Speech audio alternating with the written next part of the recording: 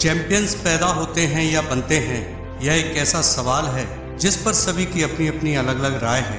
अधिकांश लोगों का मानना है कि चैंपियनशिप की क्षमता एक जन्मजात गुण है और जिन लोगों के अंदर ये कैरेक्टर्स होते हैं वही लोग सफल होते हैं।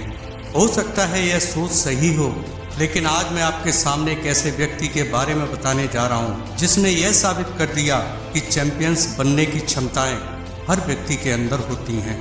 जीतने के लिए, विजेता बनने के लिए शारीरिक शक्ति से बड़ा रोल आपकी मानसिक शक्ति का होता है।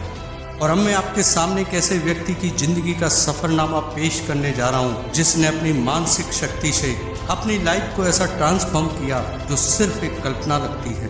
कल्पना कीजिए कि एक व्यक्ति जो सही से लिखना पढ़ना न जानता हो और यू कांट हर्ट जैसी बेस्ट सेलर बुक लिखते, जिसका वजन 136 केजी हो और दुनिया की सबसे खतरनाक आर्मी नेवी शील में शामिल होने का सपना देख ले और उसको पूरा करे, जो आर्टियल सेप्टिक डिफेक्ट यानी एक ऐसी जन्मजात बीमारी जिसमें दिल में छेद होता है से पीड़ित हो और वह अल्ट्रा मैराथन 160 किलोमीटर की रेस को सिर्फ 19 घंटे में पूरा कर ले, और यही नहीं 17 घंटे में 4030 पुलअप लगाकर गिनीज रिकॉर्ड में अपना नाम दर्ज कर ले। ऐसी अनेकों अचीवमेंट हासिल करने वाला व्यक्ति जिसने सारे मिथ को तोड़कर वर्ल्ड के सबसे टफेस्ट और स्ट्रॉन्गेस्ट पर्सन का खिताब अपने नाम कर डाला, और वो चैंपियन है डेविड गॉगिंस। 17 फरवरी 1975 को अमेरिका में जन्मे डेविड गॉगिंस, जिनका बचपन बहुत ही संघर्षों से भरा था। डेविड बताते हैं कि आप एक ऐसे व्यक्ति हैं जो हर उस काम को करने की क्षमता रखते हैं जिसको लोग असंभव मानते हैं। आज मुझे लोग एक ऐसे व्यक्ति के रूप में जानते हैं जो अपनी शर्ट निकालकर 17 घंटे में 4030 पुलअप लगा सकता है, जो 39 घंटे में 205 मील दौड़ सकता है। लेकिन मैं यह सब पागलपन कैसे करता हूँ इसको वो नहीं जानते। आज मैं आपको अपनी वह जर्नी बताने जा रहा हूँ कि मैं यहाँ तक कैसे पहुँचा। मेरे पिता जो एक अल्कोहलिक व्यक्ति थे और वह प्रोस्टिट्यूशन जैसे अनेकों इलीगल बिजनेस में इन्वॉल्व थे, वो मुझको और मेरी माँ को बेल्ट से पीटते थे। उन्होंने हमारे जीवन को नर्क बना डाला था। मेरा बचपन डरों से भर गया था। मैं पूरी तरह से अब नॉर्मल होता जा रहा था। मेरे पिता कभी नहीं चाहते थे कि मैं स्कूल जाऊं, और जब मैं स्कूल गया तो डोमेस्टिक वायलेंस और रेसिज्म ने मेरी मानसिक स्थिति को इतना खराब कर दिया कि मेरी सीखने की क्षमता लगभग खत्म सी हो गई। मैं लोगों का सामना करने से डरने लगा और एकांत में कंफर्टेबल एनवायरनमेंट में रहने लगा।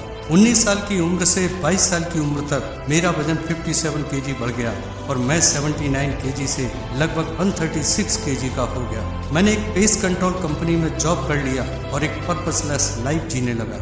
अभी एक दिन मैं डिस्कवरी चैनल का एक शो ऑर्बिट 224 देख रहा था, जिसमें मैंने नेवी सील रिक्रूट्स को ट्रेनिंग करते देखा, जो भारी भारी वेट लेकर दौड़ रहे थे और हर वह काम कर रहे थे जो असंभव सा लगता था।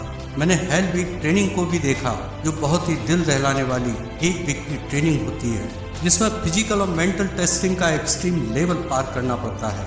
इस पूरे वीक में केवल 4 घंटे की नींद के साथ इंटेंसिव फिजिकल ट्रेनिंग और हरसमेंट की सारी लिमिट क्रॉस हो जाती है, जिस वजह से मैक्सिमम लोग ट्रेनिंग बीच में ही छोड़ देते हैं।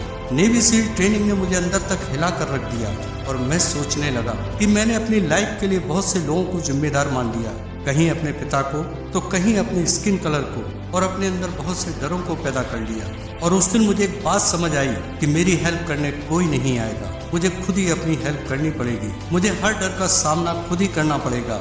और फिर मैंने एक फैसला कर डाला, नेवी सील में भर्ती होने का। मैंने रिक्रूटर्स को फोन करना शुरू कर दिया। रिक्रूटर्स मुझसे मेरी हाइट और वेट पूछते।